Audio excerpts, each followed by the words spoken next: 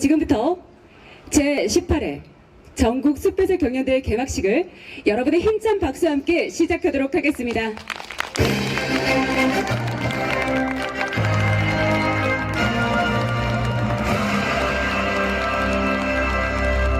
올해 행사 주제는 저희가 살림통에 하고 있는 가치하고 비슷합니다. 가치 있는 숲으로 모두가 누리는 가치 있는 숲, 건강한 숲을 이루기 위한 방안을 모색하자는 것입니다. 최대한 많은 지식과 경험을 서로 나누고 독특한 아이디어를 얻어 가시길 바랍니다.